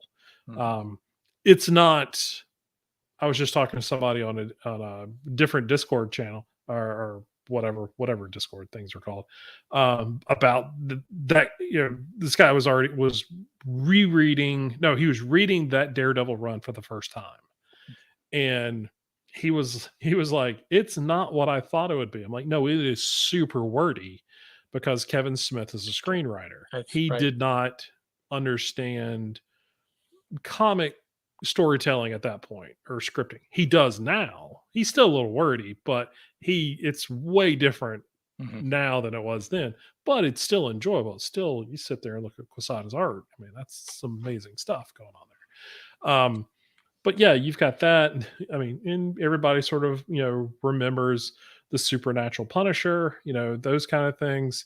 So there's that. Um, so hold on a second. We are being spammed. That's all right. No way. Uh, Also, so of those characters that Chris mentioned, Marvel Knights also got a hold of Elektra. They got a hold of yep, Captain America, the Hulk, Spider-Man, Wolverine. yeah, because that's So where we get the John Cassaday, Captain America run. Yeah, Like yeah. So goodness, and unless you knew, now a lot of things that you see on the TV shows and in the movies came from this period of Marvel Comics, Marvel Knights. yeah, This is the sensibilities that they are using and transferring to the television show, yep, to the movies, some aspects of the movies, not Thor. I don't know where Thor is coming from, no, but it's yeah, and it's coming from a place where that director has even said, "I think I've done as much with funny Thor as I can, so I'm going to step away now and not do any more." And I'm jumping up and down saying, "Thank you, I'm thank a, you." I'm on board. Thanks, appreciate Yeah. that. So, um, yeah, so they were such a success with Event Comics that Marvel just said, "Hey, can can we give these characters to your company in Yeah. essence, and can you do us up something? You know, tell us what you would do with Black Panther, Punisher, Yep. Daredevil, and Inhumans. What would you do? And you know, Casada and Palmiotti came back, and Marvel was like, "Okay, go for it." And Yeah. so they had to close up Event because now they were a sub imprint or an imprint, excuse me, of Marvel, the Marvel Knights imprint. Yep. And some of these characters, when they took over, they started. Other characters were in a run, and then they were put into the imprint, and the feel of the character changed Yeah. kind of midstream of that run.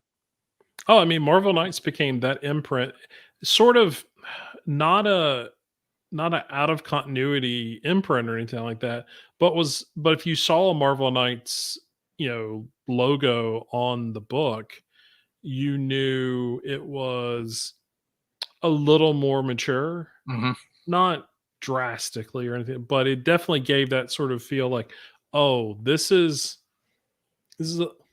not to throw classism or, but it felt like this was a little more like this is what your older brother would be reading. This would be Right. what your dad is reading. Yeah, This it's makes it, you feel like, oh, this is a little more interesting than sort of this other stuff a that's little bit being more read. serious now. Yeah, This is, yeah, you know, the that's a good word. writing Yeah. and art, and you know, it's Hmm. like, oh, this is, you know, the yeah, it's just, I don't know, it's hard to explain now Yeah, because of how it felt then. But yeah, it was a step up, if not physically, it was a step up in the reader's mind that Marvel Knights was different in a better way. yeah, Um, not to be confused with like Star Comics, which was no, different in a goofier way. right, Um, exactly. but and plus two, a lot of these directions that these characters went, it, it stayed after Yep, Marvel Knights shut down. This was then the new uh, norm. Yeah, the new take on the Punisher, like you yep. said, except for becoming an angel. Other Um, than that, yeah. and you know, so really, I think what really epitomizes Marvel Knights is that Reginald Hudlin Black Panther run. I Oh, for think sure. that is just very what Marvel Knights did for Marvel Comics, but also for these particular characters that participated. Yeah. And then right after that, though, is this 12 issue Inhumans Hmm. series that came out. That was just like, the, these are not the Inhumans that were in the Fantastic Four Right. back in the day. It Yeah. was, yeah, But it all started with Ash. I mean, that's the thing. It all yeah, comes back to, to this character that we're kind of like, well, I mean, it's fun to read, but this is, and Ash isn't their first comic by any stretch, but at no, the same time, it was sort of their thing. This showed everybody this is what we can do when we're given the keys. you right. we weren't held to some other editorial, some other, whatever. We weren't guns were higher. This is our thing, and this is what we can do with it. And these are Um, the people we can pull in. Also, the reason these books changed for Marvel, which just now occurred to me, we hadn't even spoken of, were the people that Casada and Palmiotti brought in to work on these. Hmm. These were not mainstream Marvel DC Right. creators. Yeah. These were people like David Mack, Yep. Michael Oeming, Bendis, Garth Ennis. Hmm. You mentioned Steve Dillon, uh, Kevin Smith. I mean, these Yep. are, you know, these are names now that were like, oh yeah, no, no. At that time, that was not the case. They did not. They were. They just had not been picked up by Marvel or DC yet. Oh, well, I mean, They were having to do Ennis and their Dylan and all those guys. Those are Vertigo guys. yeah, They're they're that British imprint kind of. yeah. They're 2000 AD guys. They We don't do don't. mainstream kind of stuff. Right. Yeah. And they were like, let's see what happens when we give them these characters. What happens when we give Innis Punisher? What do we get? Well, we get probably one of the best Punisher Oh, man. Yep. iterations ever. And people recommend, you want to talk about stuff that people recommend to new comic book readers. That's what you read. Welcome Home Frank is, that's the book you read. So, but yeah. Yeah, well, I could go on forever on Marvel Knights.